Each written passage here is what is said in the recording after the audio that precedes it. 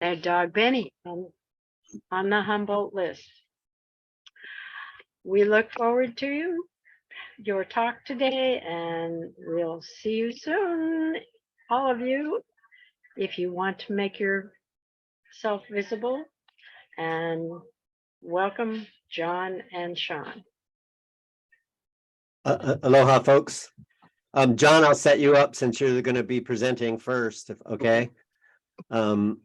Really, we talked about what we wanted to cover today, and our main thing was to engage you folks who are here and to respond to questions and have a lively, thoughtful discussion that could lead to future action by anybody here. So with that thought in mind, I'll say that I've been really impressed in getting to know John Richmond and his work at the Times Standard and his background and his thoughtful approach to the role of local media in the information ecosystem.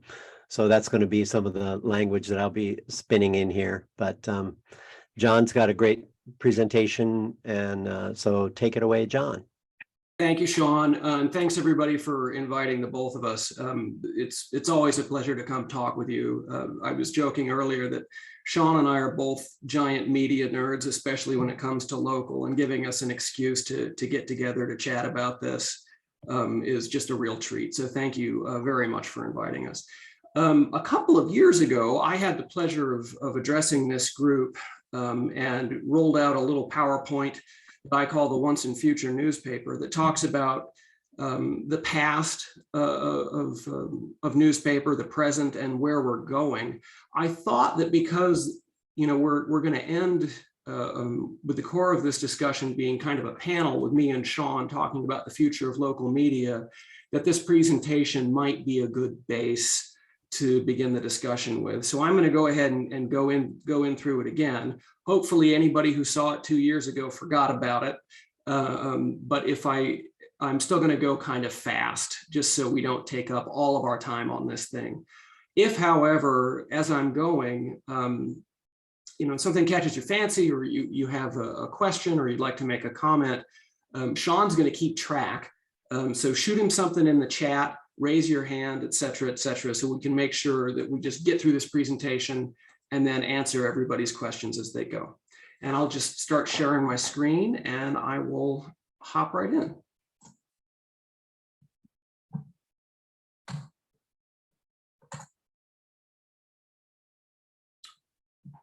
All right.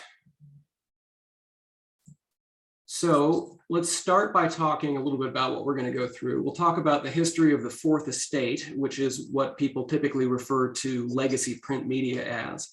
We'll then move into the present day, some of the challenges we face, some of the solutions we're rolling out, and we'll look at a little theoretical snapshot of what a world without newspaper looks like. And then we'll end on a positive note as we move into what the future of local media is going to be, and then we can shut this thing down and just do some back and forth with me and Sean. All right, so the four estates, if you're not familiar with them, I wasn't until I looked it up.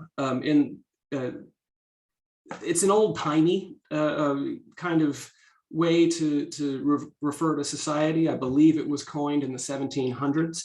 So I came up with a way to think of it in the present versus the past. So in the past, the first estate was the nobility, which was royalty, landowners, etc. In the present, the first estate would be the power elites, billionaires and trillionaires, the 1%, as we've come to call them. The second estate back in the day was the clergy. Those are religious leaders, religious institutions, etc. These days, we'd think of them as influencers. So entertainers, celebrities, education, that sort of thing. Third estate was thought of as the commoners. So that was everybody else, soldiers and farmers, craftspeople, general labor, et cetera, et cetera. These days, that's us, that's the workers, that's the general population, that's the 99%.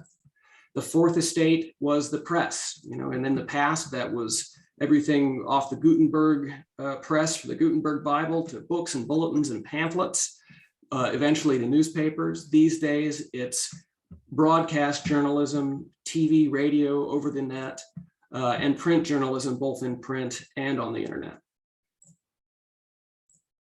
So a little history of the Fourth Estate in Humboldt. 1865, we had the Humboldt Bay Journal. 1867, the National Index, but followed by the Bay Democrat, the Northern Independent, the West Coast Signal. We had a lot of papers out here for such a small place. We've always been blessed with an abundance of media.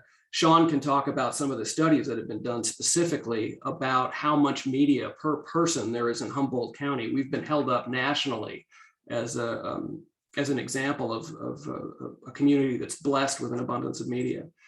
The Standard came around in 1854 when E.D. Coleman established the Humboldt Times, and then in 1875, the Humboldt Standard began publishing. In 1967, almost 100 years later, the two merged to form the Times Standard. And we're still the only major daily newspaper of record. Well, almost daily, Tuesday through Sunday, it's pretty close. Oh, and here is an old front page that I found from 1914. I thought was just fascinating.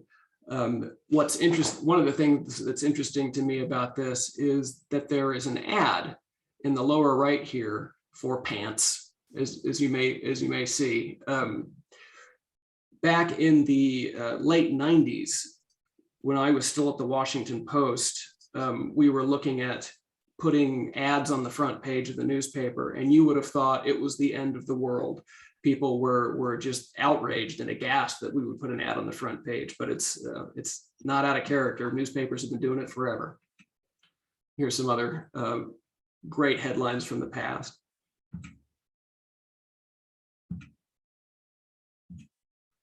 So in the 90s, rocketing forward, we had the rise of insertnewspapername.com.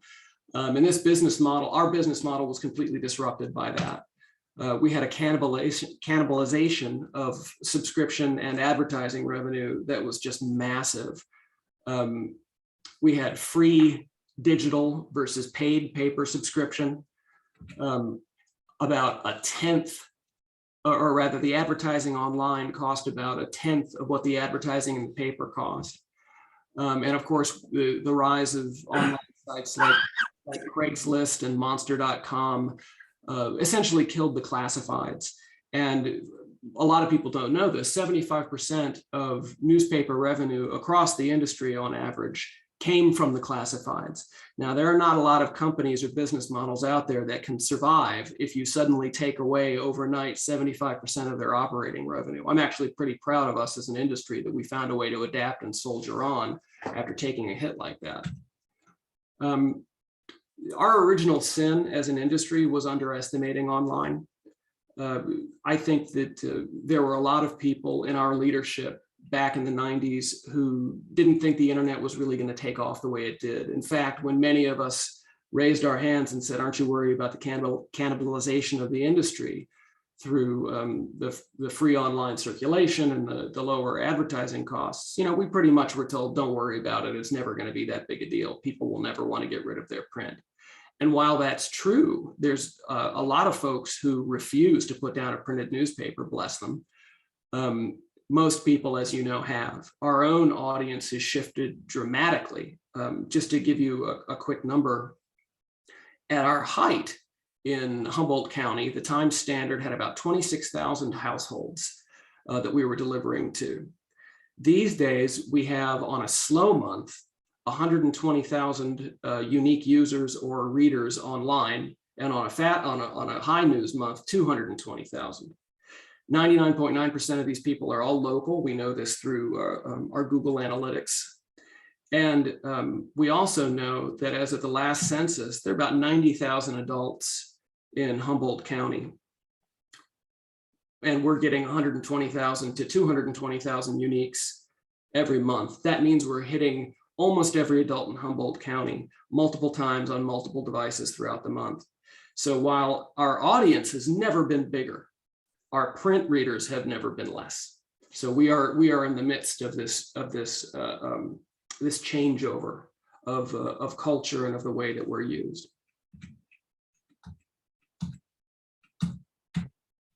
All right, so here we are in the presence. Audiences continue to migrate over to digital. Readers have changed the way they get their news. They're busier than ever. They've got less time to consume media. They want fast, free, short reads. Younger folks, they don't want to go out and get their news. They want it sent to them through their various feeds like Instagram and Snapchat and even TikTok these days. Consumers have changed as well. They get more ways to get their advertising than traditional media has offered in the past. There's Google, there's Facebook, there's Amazon, there's Craigslist, et cetera, et cetera, et cetera, et cetera. Not just the ads in the paper, which is where most people used to go. Here's a big problem, and we should talk a lot about this.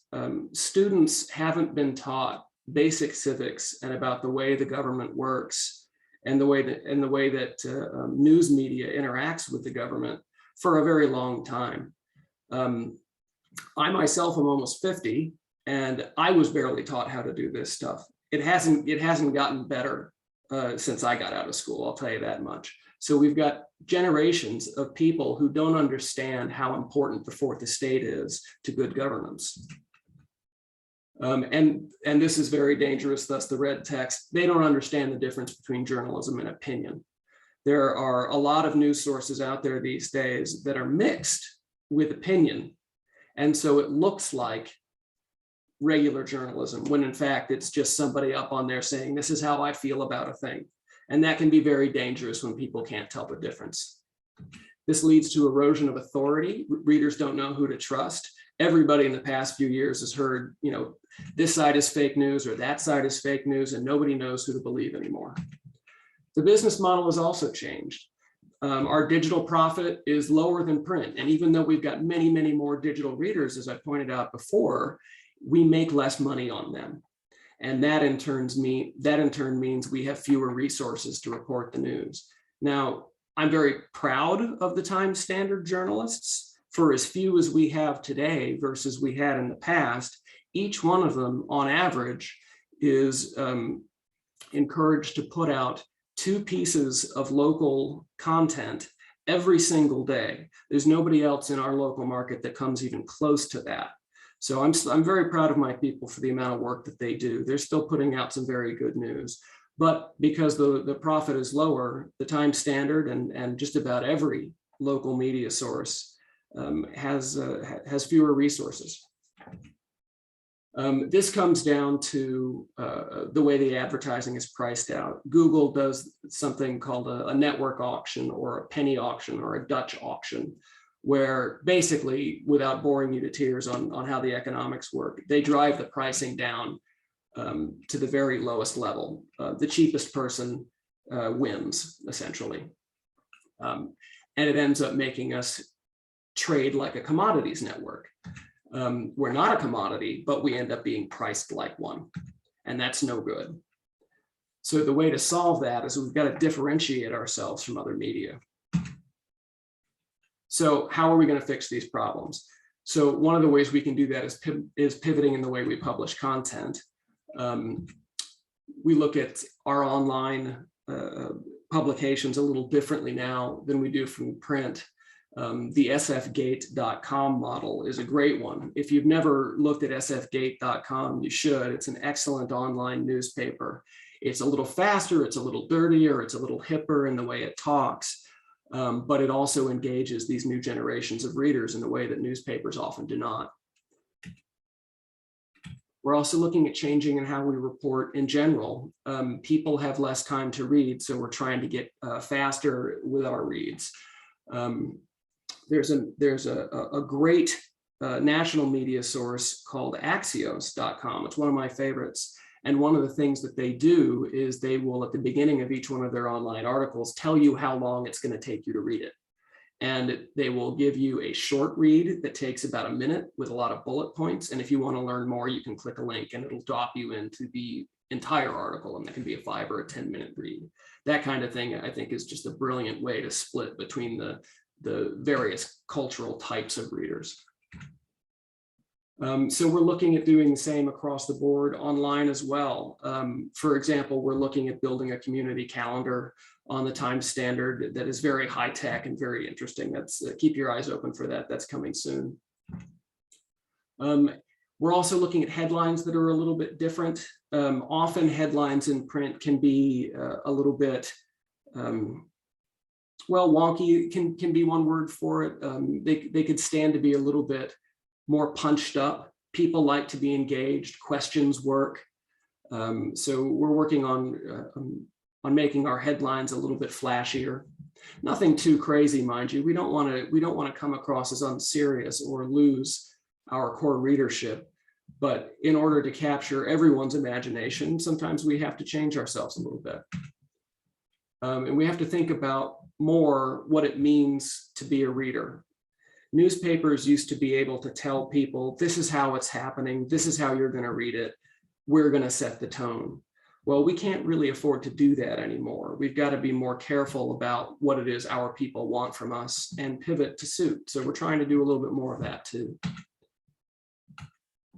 I'm going to step this up a little bit so we can get to the Q&A part. I'm talking too much. So moving forward, we're going to modernize our advertising sales culture as well.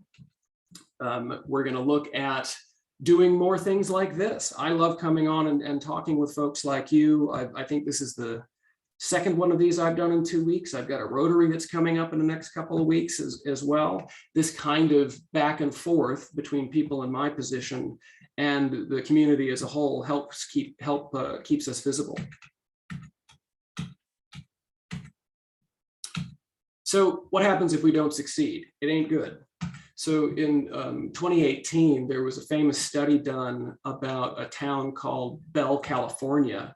And what they found was that when Bell lost their newspaper, the oversight on local government went to pot. Government efficiency went way down, but there was a great big increase in government wages. More people were hired per 1,000 residents. And a very stark example was the town manager in Bell was brought on in 1990 at $70,000 per year. In 2010, that same town manager was earning $785,000. And this was without a local paper to blow the whistle on them. The police chief was earning more than $450,000. Bell, by the way, oh yeah, and that was 50% more than the police chief in the next biggest metro area in LA. Bell, by the way, had 37,000 total residents. Just to give you an idea of how off the chain things can get with the powerful when the powerful are no longer held to account. So we also see that political engagement dies with the loss of newspapers. People stop voting because they don't know what to vote on, or even when the votes are happening. We lose federal money brought into local areas because Sacramento stops paying attention because no one's showing them what's happening here. And then it eventually costs more to finance local government. Bond yields increased, interest rates towns and counties pay on their debt increased. It gets bad very, very quickly when you lose the people's control over the local government, which is what the fourth estate has always been. So without controls on the powerfuls will control us. They refuse to share information. We're already seeing that. And you see this from both sides of the aisle, by the way. You see people refusing to speak with certain media outlets, refusing to answer questions in press, oh, I forget the word. It's when the press secretary gets up in front of the press corps. Press conferences. Forgive me, I'm rushing, so I'm trying to get through this and forgetting my words here and there. So again, when there's no reason for the powerful to respect the people, they're just going to do what they want. They run roughshod over us, and it shows up in the money before anything else. Financing dies in darkness is the name of the story, the study. It's really worth a Google if you want to take a look. Let me just speed through the rest of this. So here's how you can help. Know the difference between real journalism and opinion journalism. Real journalism, as I call it, has a scientific method. And that means that if you have two different journalistic enterprises, say a TV station and a newspaper, or two different newspapers, and they're both following journalistic ethics, they're both going to report a very similar story because they take the human emotion out of it as much as they can. They focus on the facts, they follow up on the facts. And when you do that, multiple media sources will report pretty much the same information versus one-sided opinion journalism, which can be our side says this and their side says that, and we're good and they're evil. Real journalism doesn't do that. Let me just keep moving here. Oh, be careful of the repost model. You see this on lots of online blogs. The Huffington Post pioneered this a long time ago, and that's where they take news that's been published somewhere else and repost it on their own site. They get advertising dollars for that, and people end up not going to the site that originally published the news, which takes money out of that site's pockets and reduces their resources. There's actually a bill through California's state government. I can't remember the name of the representative. She's out of Oakland, where she's put a bill forward to get reparations from Google and Facebook for local news sources that have had their revenues cannibalized over the years. And something like 70% of any recovered revenues will have to go toward restaffing newsrooms. I think it's very exciting stuff. And I've got my fingers crossed it comes through. Okay, moving right along. Press releases. You see those reposted a lot, especially locally. That is a lazy way to do journalism. We do it too, don't get me wrong. I don't want to take the time standard out of it, but we follow up on these things. If you see a news source that is just posting a press release without a follow-up to vet the information, it can be dangerous, because then the issuing authority of the press release is who you have to trust instead of the reporters who are behind it. Don't take us for granted. That's another way you can help us. A lot of us maybe on this call have been reading the newspaper for our whole lives. You know, it just becomes something that shows up every single day. It's something that you can count on. The sun rises and the newspaper's there. People take us for granted because of that, but we're in a very dangerous place now as we transition to full digital. We're going to make it. I mean, the business plan is there, it's working, but it's a crisis. And with crisis comes danger. So don't just assume that it's going to be okay. You want to make sure that you're supporting your local journalism. And if you're not a Times Standard reader, that's fine. You know, if it's the Mad River Union or the Ferndale Enterprise or the North Coast Journal or the Lost Coast Outpost, it doesn't matter, or any of our good TV and radio stations. Supporting local journalism is very, very important, much more than it ever has been. Oh, and teach younger people, please, about the very real consequences of what happens when local news go away.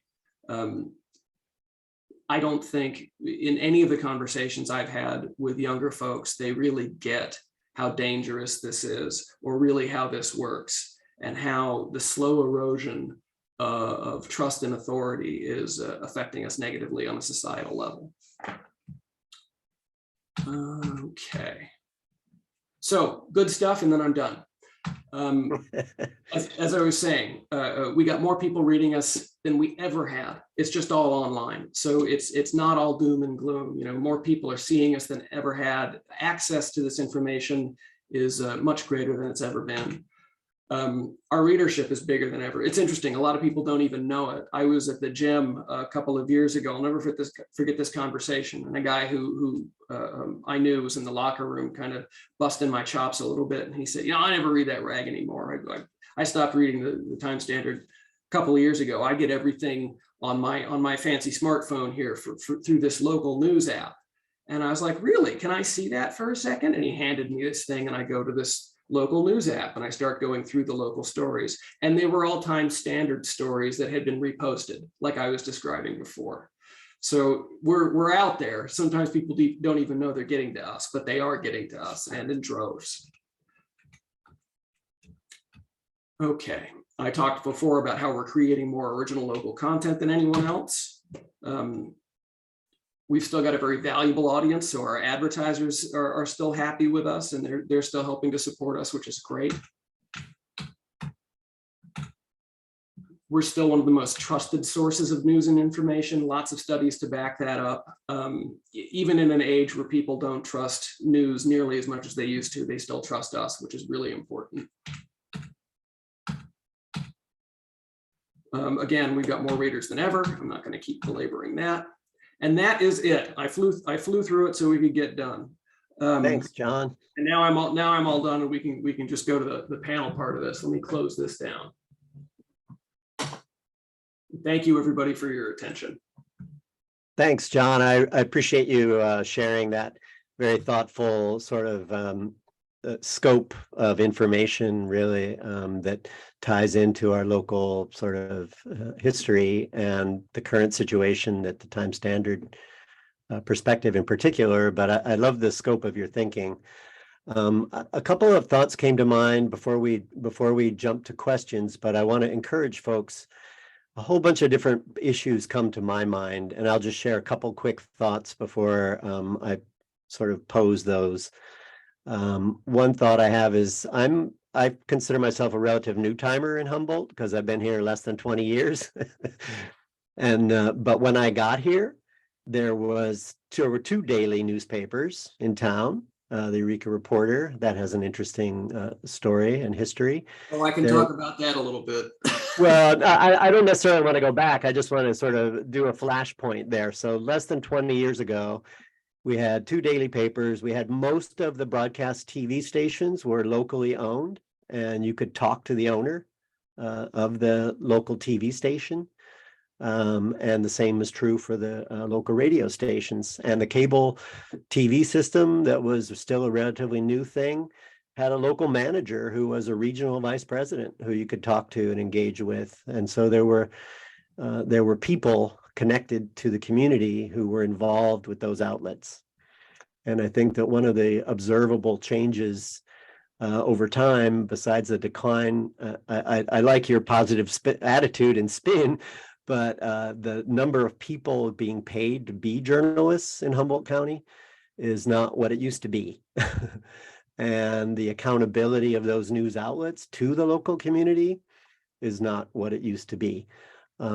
So I think that that's part of the trend line we see. It's not just a Humboldt thing. This is a national trend, obviously, the consolidation of ownership, having hedge funds and investment banks sort of holding media assets and leveraging those is a different aspect to the whole dynamic. Anyway, I'll just have to mention that.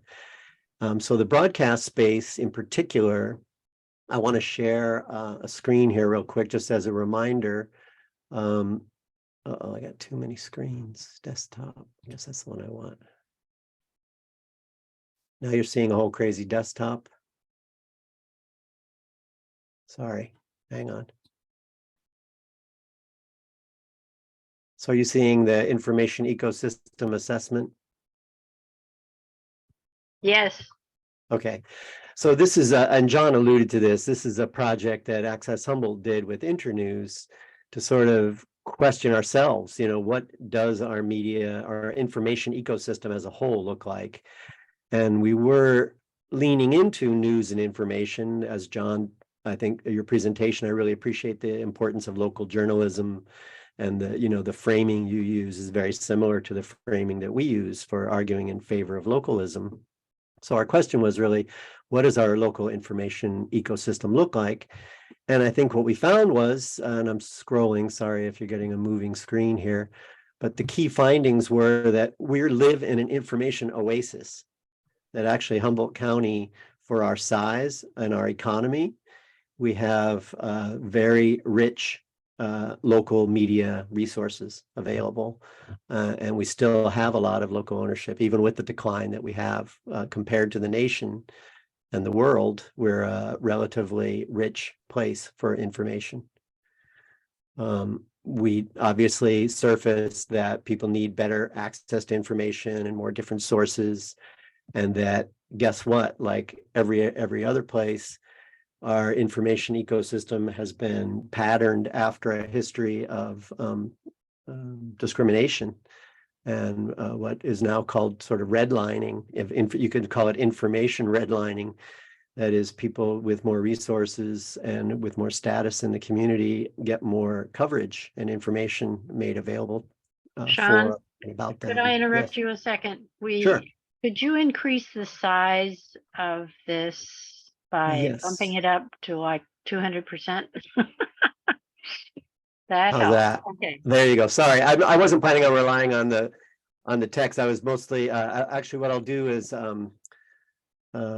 I'll jump back to I'll get off of my share screen here if I can get out of that, and I'll share links. What I'll do is I'll share links for people if that's okay to some of these resources. But the point that I wanted to make was with the help of Internews that we made a assessment of our local information ecosystem, and we found that we actually have quite a bit, but we have work to do, obviously. And so I wanted to highlight that next week you'll be hearing from, if you attend this session, the Brown Bag Lunch, you'll hear from Mo Harper Desir, who's running a project called the Redwoods Listening Post, which is an outgrowth of this realization and the lessons that we learned from this information ecosystem assessment has turned into a project that hosts a bunch of diverse voices and tries to facilitate more local news and information sharing and creation. Because I think those values that John reflected are really important to us. I think so, though, stepping away from that sort of news angle, I wanted to touch on a couple of quick points here. One that I mentioned earlier was about ownership, the regulation of media ownership. And I think a lot of folks might recall it was just a year ago, April 3rd, it was a March, I guess, of 2022. Jared Huffman put out a press release basically calling for the FCC to reject the sale of 2 of our local news TV stations, which were owned by Cox Media at the time. And he made some very strong statements that I thought were really important and resonated obviously with us and I think with the community, that access, and this is quoting him from his release, access to diverse and credible local news sources is essential to a robust democracy. We can't allow media monopolies keep expanding at the expense of customers who want unbiased local broadcasting, not messaging that conforms to a corporate, political, or religious agenda. And I'll leave my quote there. But I think that's something that is really important to us, and it's very current. And I think what we learned there was nothing our congressman could do to affect the sale of that stations, and that sale went through in spite of our congressman's objections, and that effectively the community didn't have a way to intervene to affect that. And so this is the regulatory issue that we focus on, is how can we regain community power to make a difference, because those TV licenses are effectively a privatization, or a private license is given for a period of time to a private entity to profit off of a public resource, that is the airwaves. In the case of cable TV, which is Access Humboldt's history, the same model applies, only we're managing the public local benefit of easements, the rights of way, the land that is used for the cable systems to build their wireline systems are built upon public property that is acquired and maintained at local taxpayer expense. So cable franchising came from that regulatory space.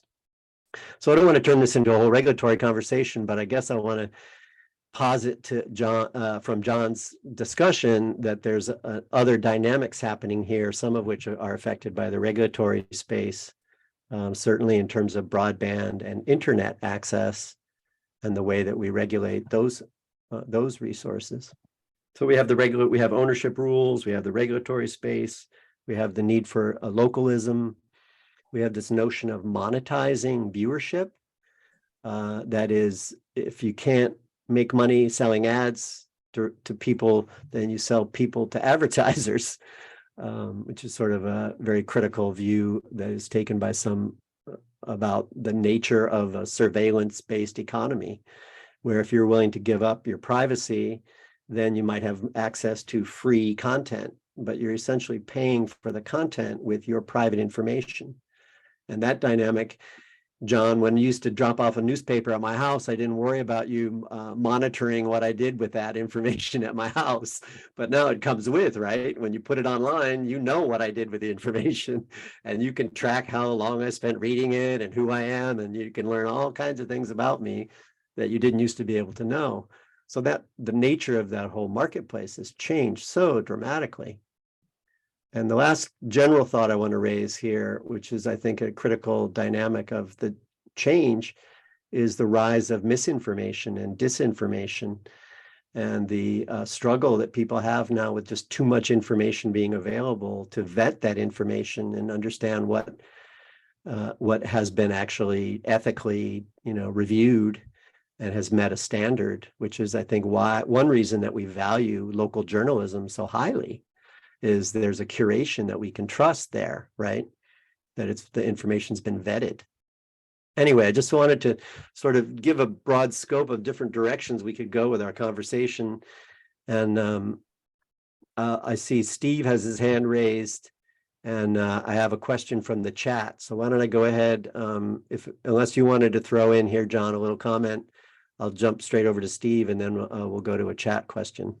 I honestly think I've talked more than enough. Why don't we just start answering some questions from folks? Great, go for it, Steve. Okay, hi, I'm Steve Saint, and I'm a retired journalist. Just moved to Humboldt 5 years ago after 30 years in print, and I did everything from weekly, LA Weekly, San Diego Reader, daily. My last daily job was in Colorado Springs at the Gazette. And, I've seen firsthand the shutting down of journalism and the drying up of all the revenues. And I was part of a headcount shedding in Colorado Springs and eventually retired. But I wanted to ask about Substack. One of the things, I kind of keep my hand in. I got to keep my hand in, so I just got to keep writing. So I launched a Substack after reading a couple of Substacks that I really liked. And it's a model where the only revenue is from subscribers. And so, one of the problems with the online environment is the advertising imperative. And that gets us into all this stuff about your information and like you were mentioning. Substack was kind of attractive because the only thing you do is write for your subscribers, and you can set up your own system of subscriptions and free and annual and whatever. And so I'm experimenting with that, and my Substack is it's called Truth Smack, and it's basically trying to bring journalistic methods to conspiracy theories, looking at the COVID origins and the war in Ukraine and John F. Kennedy files being released and whatever, through a journalistic method rather than just whatever you see on YouTube, and trying to show the difference between journalistic methods and just ranting and raving.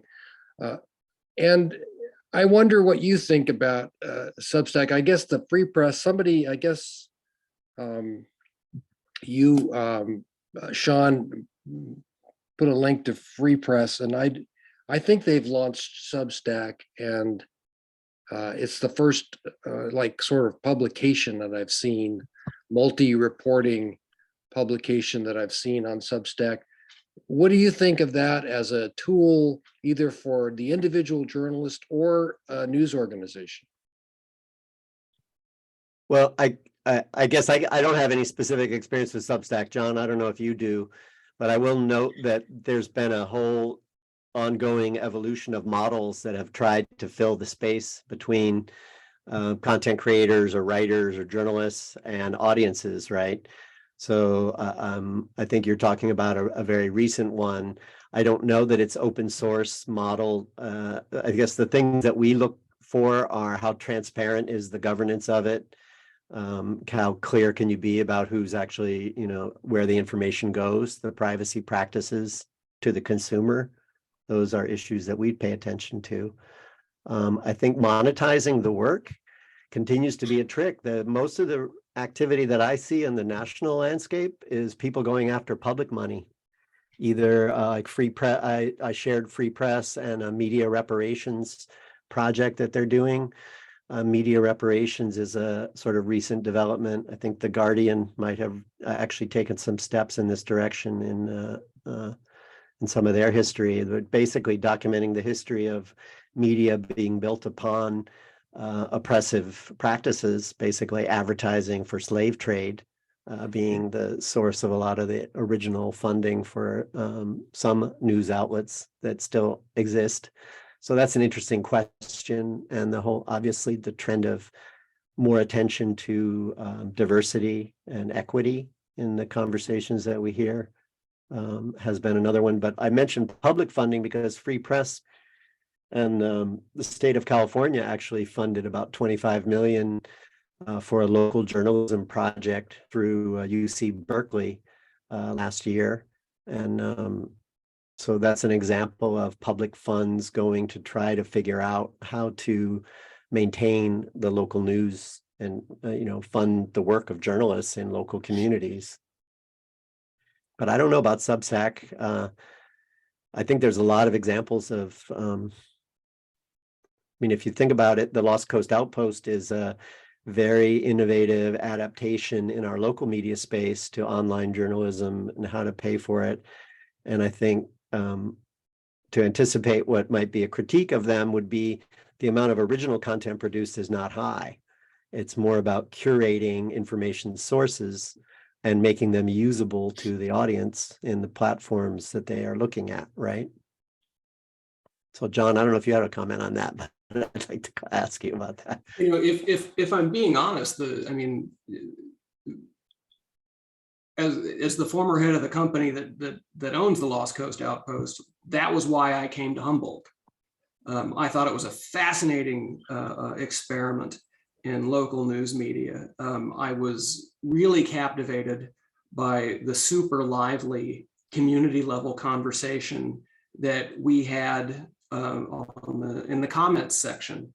I fairly quickly became not a huge fan of Thunderdome for lots of reasons, but just I just thought it looked to me like the next step in what print journalism at the local level was going to go to. Now, where it worries me, it did then and it does now, is that as Sean said, the lack of original content. Now they write their own stories. They're good journalists. I know those folks. They work hard, but they're not putting out 2 a day. What they are is they're curating. Lots of press releases, things like that. But they do some good stuff. I would hazard that Ryan Burns' more in-depth pieces are some of the best journalism to come out of Humboldt County in decades. So certainly there's a lot of good there, but there's some danger there too. I've even heard stories about looking into using AI to write stories, which is a little chilling to me. I worry a great deal about that, especially as in the coming years. These AI generated visual and print pieces, and nobody can tell the difference anymore. Okay, John, I actually was going to mention a recent innovation that we took note of that Lost Coast Outpost is doing is they're using AI device to do agenda summaries, right, for all the public meeting agendas. It's called Agenda Bot, they named it. And I think that is a trend that we're going to be looking at and dealing with, and that it's kind of too early to really understand all the implications of it. But clearly, and I touched on this a little in my comment about the surveillance economy and the fact that advertising now and monetization can be so narrowly and specifically targeted because so much is known about the audience. And gathered daily about the audience, that the audience is easily reached in that sense. So patterns of how the algorithms and how the money flows through those systems is really critical to the kind of information that we get and information that we don't get. Well, what you're talking about there, Sean, is I mean, that's more how the social media platforms put the news out in front of. They look at what you're into, they look at what your friends, air quotes, are into, and they put that in front of you. Specifically, studies have shown that they put stuff that makes you mad in front of you because people tend to engage more with things that outrage them, and you can sell more ads around that. Now, that kind of thing is incredibly dangerous because you can't learn something outside of your bubble that way. And one of the things that's great about newspapers or other traditional kinds of news that aren't algorithm curated is that it's just what's going on in your community. There's going to be stuff that you agree with. There's going to be stuff that makes you mad. There's going to be everything in between. It's just everything. And you get to decide what you pay attention to. What's scary about Facebook et al. Is that they decide what you pay attention to. And more what they decide on is what they can make bank on. And what they can make bank on is what makes you mad. And that leads to even scarier stuff. Now, Sean, as you were talking about the bot on Loco, and Hank Sims is a hell of a programmer. He's done a lot around automation to stretch resources. He's done some very clever stuff. Some of the stuff, I wish they'd spend some more time on. Other stuff, I look at what they do and I just think it's cool as heck. Overall, in our media landscape here in Humboldt County, I have to say that you get everything you need when you mash it all together. That is one of the things that we're just blessed with here. You want hard news, you can look at the Times Standard. You want bots that throw in traffic and weather and when the earthquake just happened and all the Loco, you can't beat it. You want a really in-depth, kind of emotional, almost artistic view of a local story. Nobody beats the NCJ for that.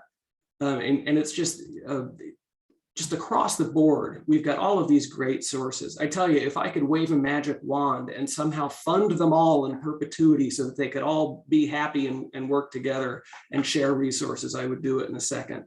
But capitalism says I'm not allowed to do that.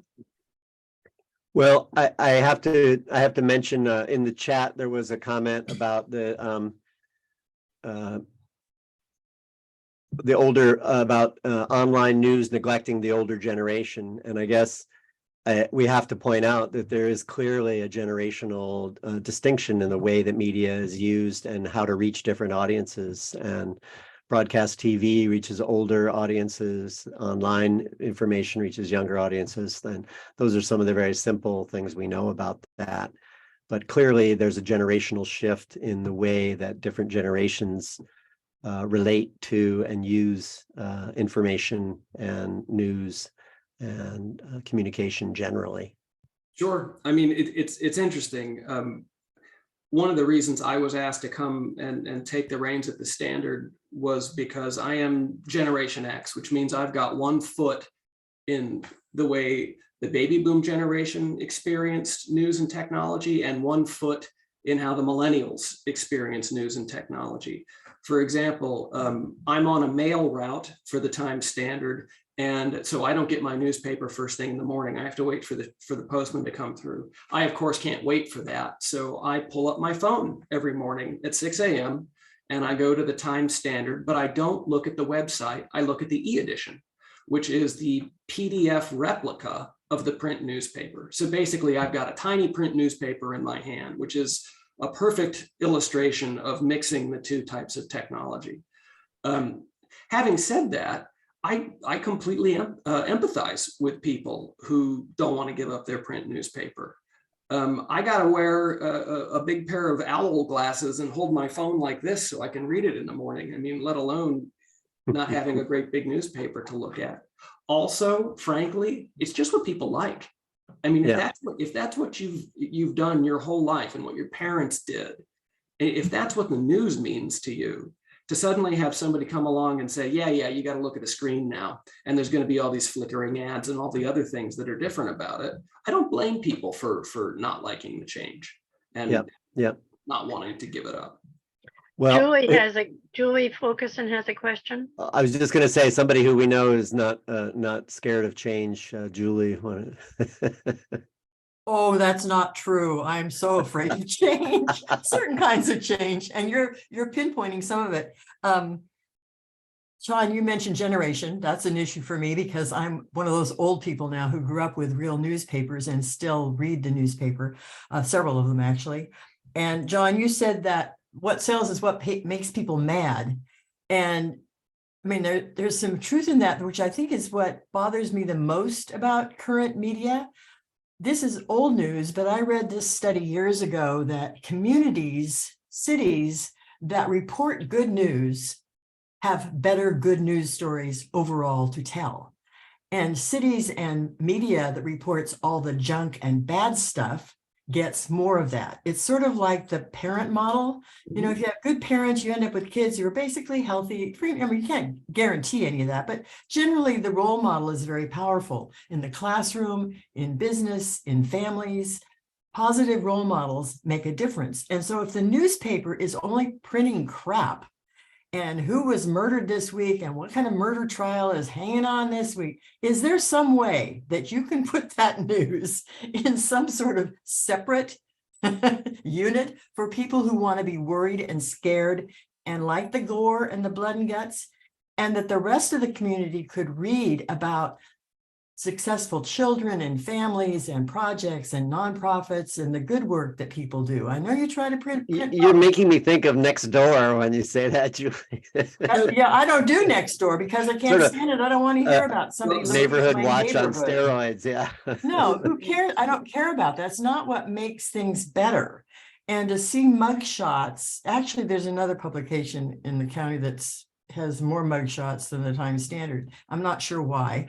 It just seems ridiculous to me. But anyway, I would just like to see more good stuff. I'm just old fashioned that way. Well, so Julie, first of all, hi. It's nice to hear your voice, and thank you for the excellent point you bring up. You know, you're making me think of the broken windows model of policing. For those of you who aren't familiar with it, there were studies done. I think it was in New York City, where they realized that if you went into neighborhoods with a bunch of broken windows and just cleaned them up and made the neighborhood look nicer, the crime rates dropped. And you're citing those studies about good news and in communities leading to more good news actually happening. Makes me think of the same thing. I wouldn't be at all surprised if the human behavior were linked. Second thing, you and I had this conversation a couple years ago. You were asking me about this, and it happened to be right around the time I'd gotten a letter from a reader saying the exact same thing. And so I went to my editor at the time and I said, hey, maybe these people have a point. You know, it's not like we're going to run out of bad news, but maybe we could draw a line under the good news that we write. Because if you look in the paper, there's always something positive in there. It's just that it doesn't make as much noise as all the blood and guts, as you put it. Because that's what humans have evolved to pay attention to. We're much more likely to look at a house that's on fire than one with a nice new paint job, because the nice new paint job isn't a problem and the fire is. But having said all that, after that conversation, Julie, we went in and put a little thing on the ribbon that runs along the bottom that said good news, you know, page A3. That was us drawing a line under it. Nobody cared. I didn't hear a single thing about it. So we still publish all of that good news. We haven't stopped that. Like there's the Seroptimus Girl of the Month and all that kind of good stuff that we always publish. It's in there every single day. There's something good. There's something. Yeah, but John, thanks for that. But I think we all, it's not just good news, bad news, right? I think with the way that we have tried to frame our work is that there are information needs in our community for public health and safety, for education, for community development, for culture and arts, for civic participation. I mean, those are very practical. It's not just to make you feel good. It's to help you engage and be be part of and understand your own community better. And I think that's the sweet spot, right? It's like the extreme bad, you know, the mug shots, and the extreme good of look at this, you know, accomplishments, you know, those are the brackets. But to me, the real work is kind of in that middle zone where how are we facilitating people?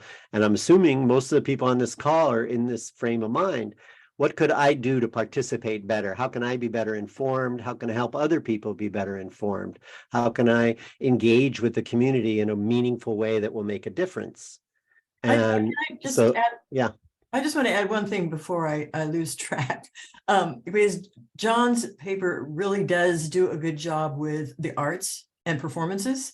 And when people say to me, how do you get some coverage in the paper about this? I say, you know what, write a good article with a good photograph and submit it. I think they really appreciate when we do some of the work. And then I see the evidence of this. It shows up in the paper.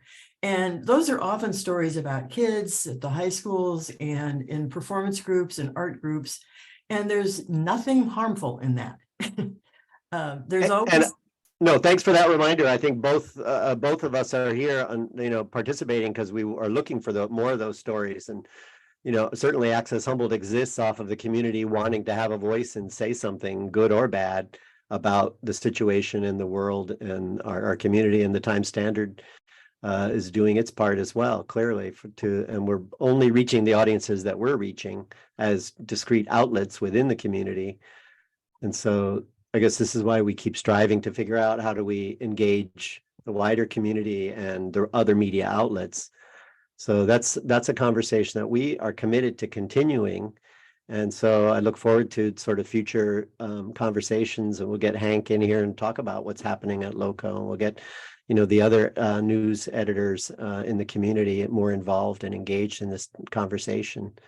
I really do appreciate John's time and the OLLI focus here. And I wonder if anybody else has any questions or thoughts if we have a minute, or if we're out of time. Well, we have lots of time. Okay. Whoever has questions, put them in the chat or raise your hand. There's no problem. I'd like to respond to something I saw in the chat to do a little bit of a clear up and maybe a little bit of a retraction. Earlier, I had said one of the things about the repost model you got to look out for is when people just put up press releases and that they don't do follow up on them, etc. And somebody in the chat had some firsthand experience about how Loco ran a press release for the League of Women Voters and did an excellent job of following up. There were some inaccuracies, they made changes, and it all happened very quickly because they were online. I just wanted to make sure that I touched on that. I saw that it's not all one thing or another. Just to be completely fair here. I don't want to sound adversarial. As I said, if I could, I would fund us all indefinitely under one great big happy umbrella.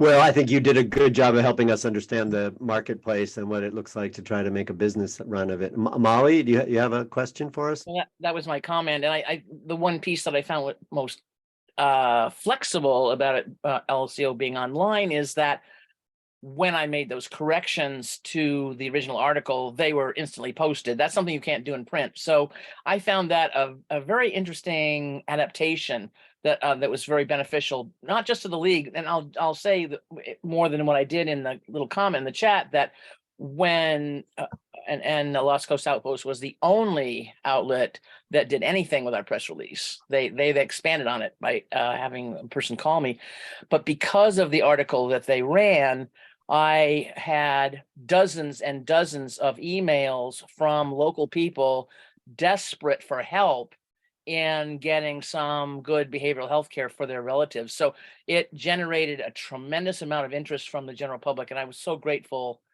that connection with that particular media outlet worked so well. That's all. Thank you. Yeah, I mean, again, I come back to the thing about how blessed we are to have multiple media outlets. If we're busy running a couple of stories on something else, Loco can pick it up, and vice versa if we don't do it at the same time. And Molly, just a slight correction, or just an addition, rather, a yes and.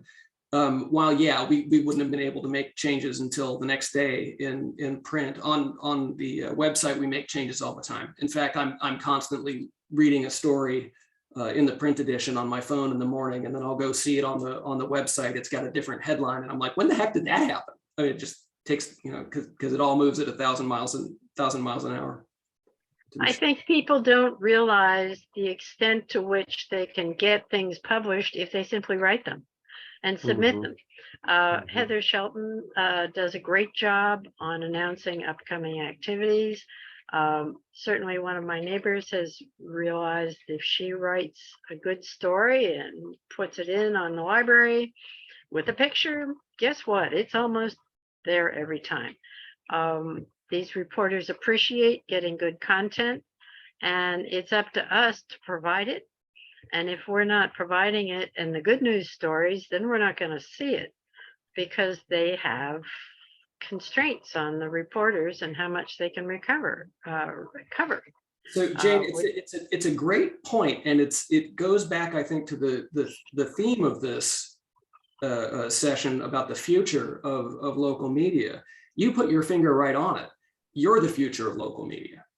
I mean, just citizen journalism, that's where it's going to happen.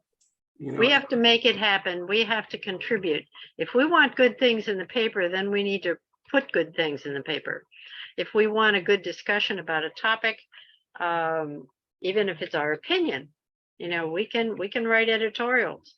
It's not a problem. We just have to be willing to do it and hang out there and deal with the feedback we may get that we may not like. But on the other hand, if we don't do it, the discussion won't happen. And, you know, one of the reasons I put this in here, I mean, I am so obnoxed by, I mean, those two new channels, it's like Fox News just arrived in our local stations. And I was appalled, just plain appalled. So occasionally I turn it on to see how the news is being skewed. And they're very good at it. And that's why it's so effective. And I don't know how we educate not only young people, but deal with our reactions in our age group to try to re-educate people to be critical consumers of news. How to teach critical thinking. How do we get that into the schools starting at, oh my God, kindergarten? Because they need to learn to understand fact from fiction, aside from learning civics. And I don't understand why civics got removed from the curriculum. How that happened, when that happened, and why that happened, and whether we can actually change that. But one of the interesting things I was reading in an article was that, you know, our age group has the most, the greatest resources economically, probably the best education. And if we want to make an impact, we simply have to get engaged. And I know because we've been working with Arcata and its new land use plan activity that it's extremely hard to get people engaged because their lives are so busy, or they're busy watching television, or they're busy doing whatever. But I think we need, if we want to be a force and activism, we need to encourage everyone to get involved, regardless of age group. And somehow we need to increase the conversations across generations, because I don't think we're doing a very good job of that.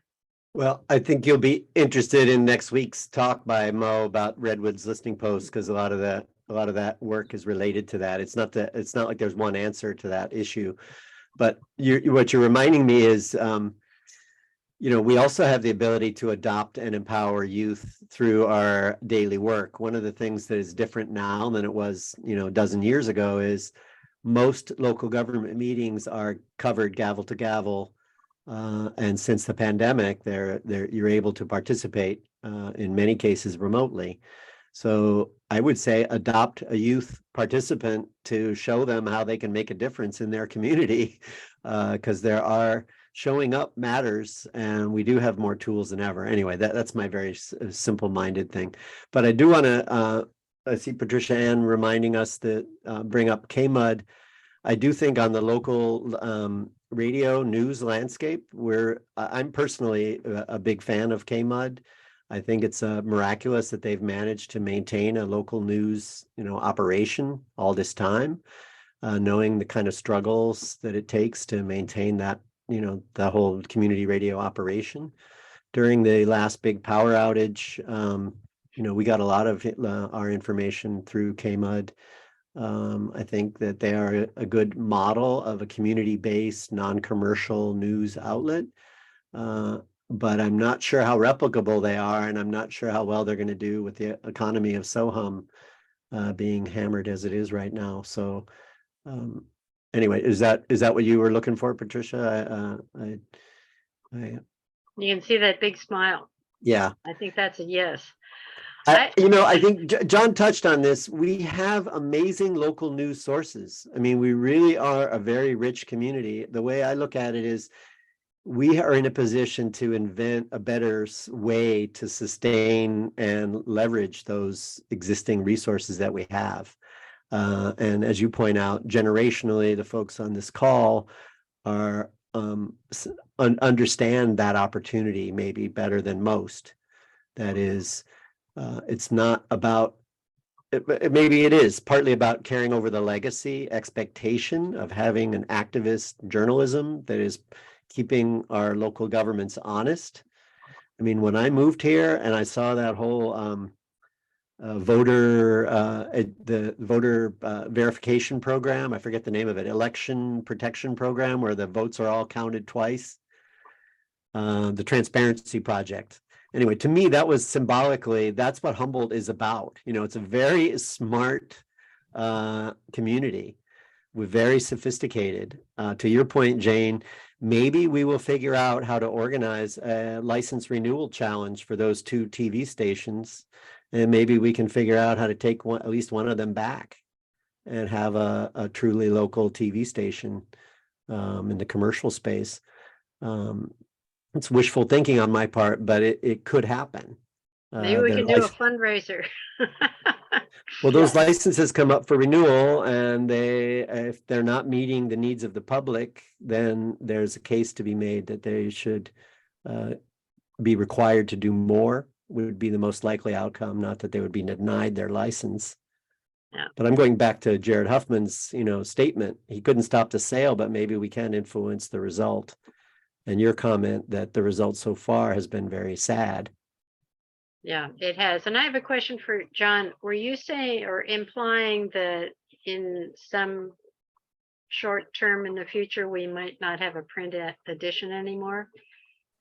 Oh, I suspect that we will have a print edition for years and years to come. As a matter of fact, I just had this conversation with my boss, who is one of the heads of the division, and his background is in printing and specifically in circulation and distribution. Very smart man when it comes to those kinds of things. I had done a back of the napkin analysis of rate of print decline and tried to predict when it was coming. And I sat with him and I said, how real are these numbers, et cetera? And he was just like, no, I mean, what'll end up happening is what's happened in so many of our other markets. We'll get to a core. Think of it as like the metal core of the earth, pure and incorruptible of print readers, and it'll stop declining there. And we're already seeing it. In some of our markets, these are numbers that are around 1,000 people, just 1,000 print readers. And it's enough for that little newspaper to still be profitable on the print side. And so it survives. I mean, there's no end in sight for that. So I suspect there'll be things like, it'll go like we used to be 7 days a week, and then we got rid of Monday for operating reasons. Maybe several years from now, we'll lose another print day of the week or something like that, but it's not on the horizon anytime soon. And we're chugging along pretty good. We seem to be very fairly stable. So it's, if you love your print for the Times Standard, don't worry, it's not going to go away anytime soon. I like to be able to cut articles about it to find ideas for OLLI brown bag lunches. Hey, My husband is disgusted. It's like, why do we have all these boxes of pieces cut out of the Times Standard? Yes, well, we're analog humans in a digital world. Yeah. I do see in the chat some comments about red-headed black belt, and I do want to Yes. acknowledge I wanted to say something about that too, Sean. I saw those a couple of minutes ago. And yes, leaving Kim Kemp out of the discussion of local media in Humboldt County is a sin.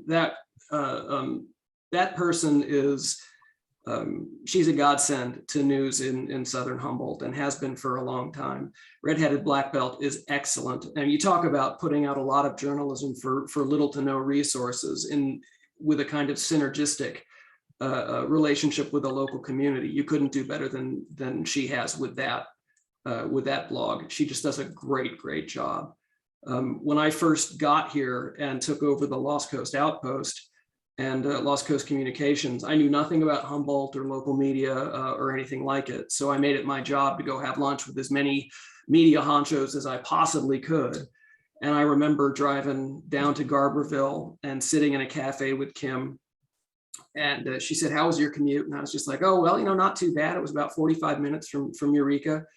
And I said, "Yours must have been like 5 minutes because we're in Garberville here." And I figured, it's just Garberville. What else could be around it? Dude. You commuted in from the mountain, an hour outside of Garberville. And you read the amount of content she puts out. I don't think that lady sleeps. She's just really something. We're very, very lucky to have her. I'm glad that whoever pointed that out in the chat did so, because it was a bad mistake not to mention her. Well, I guess that it's a good example of a new model where a very tenacious individual using the tools available can launch an online publication. There's the Mendocino Voice is another example. I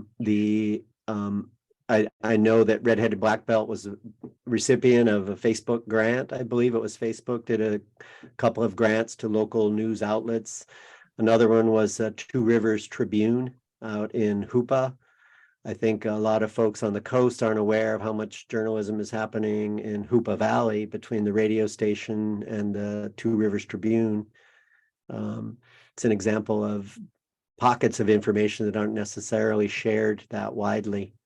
Not to take anything away from Kim, obviously, but when you look across the country, there are a few of that incredible breed of humans who will dedicate their lives to doing the work of informing other people.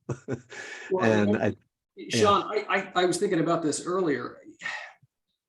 Nobody in newspaper who isn't, of the ownership class goes into this to get rich. That's just not the way it works. So, the next time you see a byline on an article, or you see a local anchor or hear a local DJ read a news story, just know these people are just dedicated to community and to mission. They do what they do because they love serving all of you and telling the truth for a living. It's really humbling to work around these folks, not just my own. I know a lot of media folks from around, including you were mentioning the Two Rivers Tribune. These people are just they're amazing what they do and for how little they do it. The amount of work that they put in, how much they care. They're just they're fantastic across the board. Could somebody please explain Substack? Steve, you still on? Did he hop off? Oh, it's a shame. I'm going to do a bad job of it, but it's essentially, it's anybody locally can go online and create their own news blog for their own community on a website called Substack, and they can have their own subscription based. It's all subscriber based. There are no ads. So if tomorrow I decided I wanted to run a Humboldt Hill only, which is where I live, online news blog, I could go on to Substack and start it, and probably maybe fool my wife into paying for it. But that is basically how that model works. Oh, okay, I appreciate that. So and Sean, could you explain perhaps Internews and what it is so people would have a better idea of what we're talking about next week? Sure. Just before I go there, I want to mention in the comments, somebody said, why didn't we talk about North Coast Journal? I think that obviously their major presence in our news landscape. I know John did mention NCJ earlier in terms of their in-depth reporting. They're clearly among our local leaders in FOIA requests, Freedom of Information Act requests, which to me is a measure of how much journalism you're doing. If you're, it's an indicator anyway. So I think it's important. There are lots to acknowledge. I hope we can keep doing these panels and get more and more media participants and hear from them directly.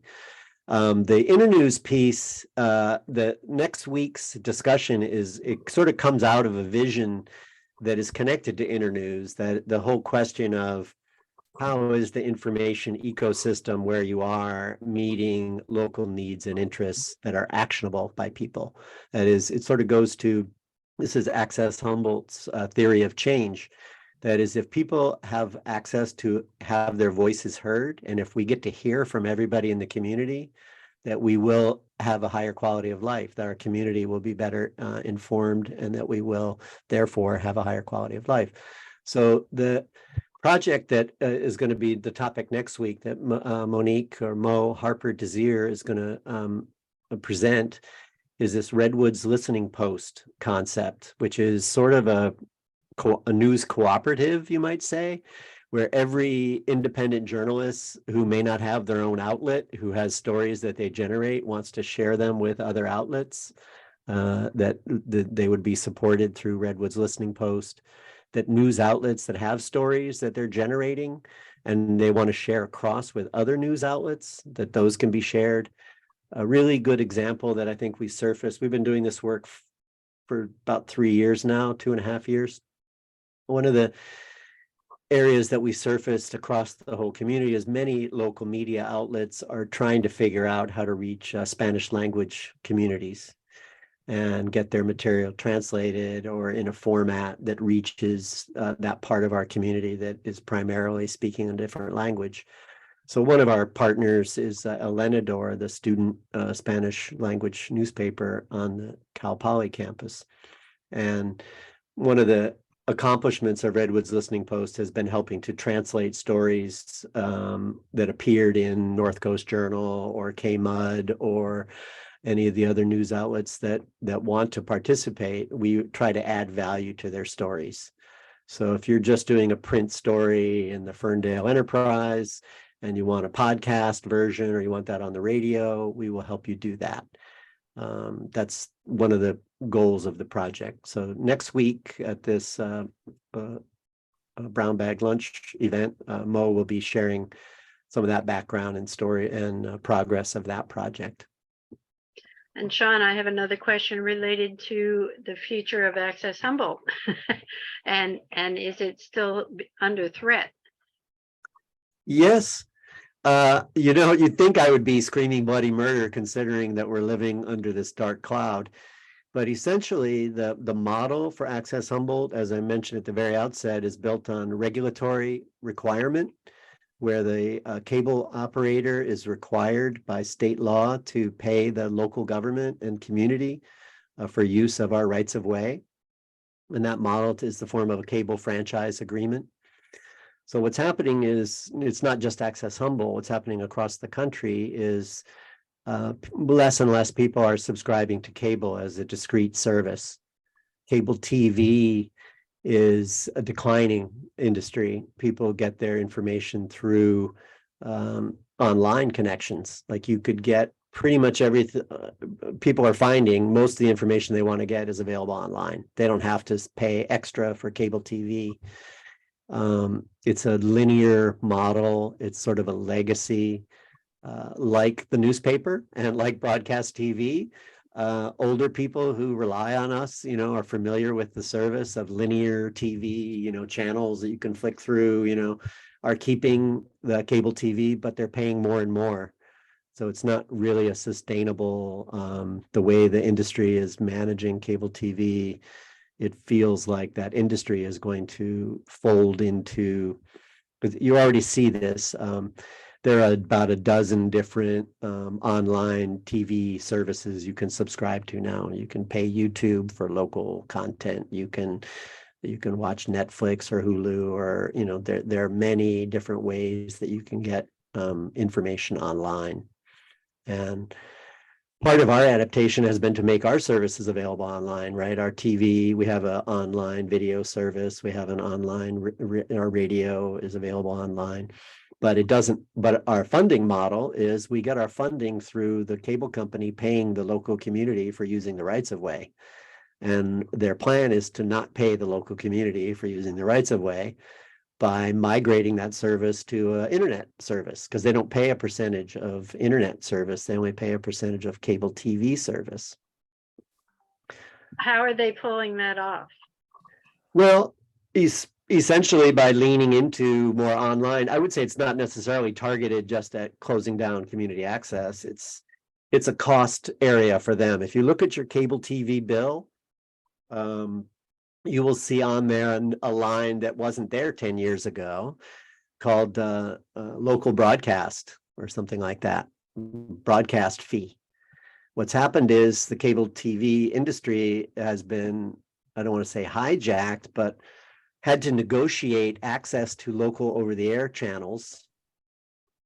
And when those were consolidated, the same problem you have with the local TV owners, that they're not locally responsive and that they're politically motivated, that they are organized now nationally. So when the cable company here is negotiating with Channel 2 to air their TV channel on the cable system, they're not just negotiating with a local TV station, they're negotiating with a conglomerate that owns 100 or 1,000 TV stations, right?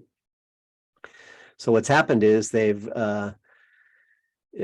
a little bit longer story. Sorry if it's confusing, but basically now the broadcast TV gets paid for cable TV viewers.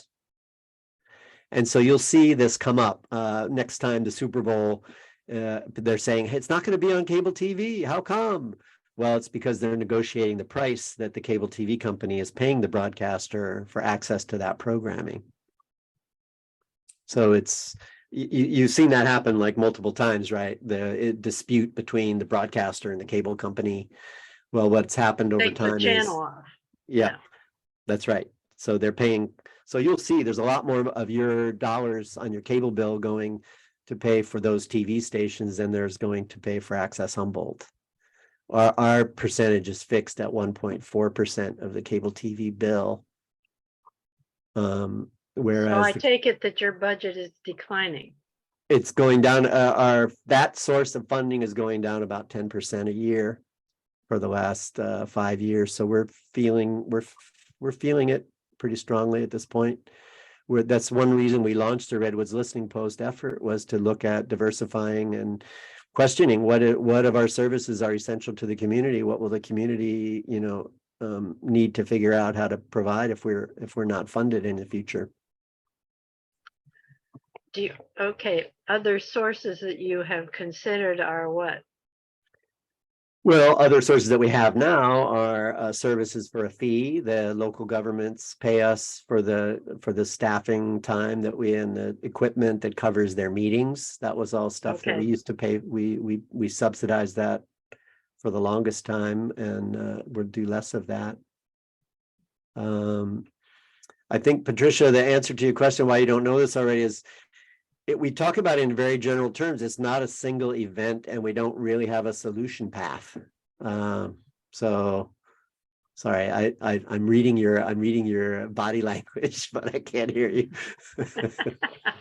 But I do think I guess this is just a reminder. I have some of my board members have been on this call, and folks who are involved with us.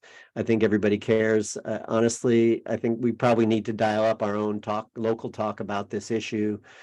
My job as executive director is to find a solution, and I have to say, if I had one, I'd be pitching it right now. We don't have a solution to the overall dynamic change in the market that will defund cable. You'll see us proposing a more regulatory approach, like maybe maybe they should be paying a fee on all their revenue instead of just cable TV. And it could be a much smaller percentage, you know. That's the old model. Will that fly? I have to say, I spend a lot of my time in advocacy work, looking at policy, laws, and regulations. And for every visit that I have with a legislator or regulator, they get literally hundreds of meetings with lobbyists from industry. So most of the time I spend informing legislators and regulators is correcting misinformation that they've gotten from industry. And that is a big uphill push. I think You have written arguments and material you give out. yes, and I have to say at the same time, and this might be true of others, I spend a lot of time talking to elected officials, right? And I would have to say that our U.S. representative is among the leaders in this area. The comments that Jared Huffman made about the local broadcast ownership were among the strongest that you'll find. Our state elected officials, I mean, they're all very well informed. We've done our work in terms of local support from local, you know, figures. And I don't mean to sound like we're giving up, but I think we basically need to find a few more levers to rebuild what we're doing, or come up with a whole new approach. Quite honestly, that's what Redwood's Listening Post is about. Is there another way to do this work that accomplishes the same goal? Because running a cable TV channel isn't what it used to be. I mean, No. I didn't do my usual survey on this call. How many people get cable TV now? It's probably above average on this call and it's probably less than half. Because cable subscription is going down. Yeah, well, it's tied to the fact that cable costs have grown enormously. I mean, they just have. I remember when it was 150 or something. It's gone up to 250. It's like, oops, I mean, that's not just cable, but it's cable, phone, and internet. But nonetheless, that's a huge increase over, I guess, 15 years. Maybe that's not unusual given inflation. Anyway, I want to thank, do you have anything else you want to add or say? Does anybody else have any more questions, or have we done our thing? I'll just say I really appreciate the questions. I appreciate you and OLLI for the work that you do to help inform our community. I think you're an incredible resource. All the folks who attended, thanks for your time and attention. I think it really is, it's high value, and I much appreciate it. And Access Humboldt is here. If, we're happy to hear from anybody. You can find me, Sean, SEAN, Sean at accesshumboldt.net. Is our website. And I really also want to appreciate John's time, because we didn't talk about it, but years ago when we were first sort of aggressively pushing our online content, John came up with a really interesting concept, and we worked together to make Access Humboldt content available through the Time Standard website in a way that didn't violate either of our parameters.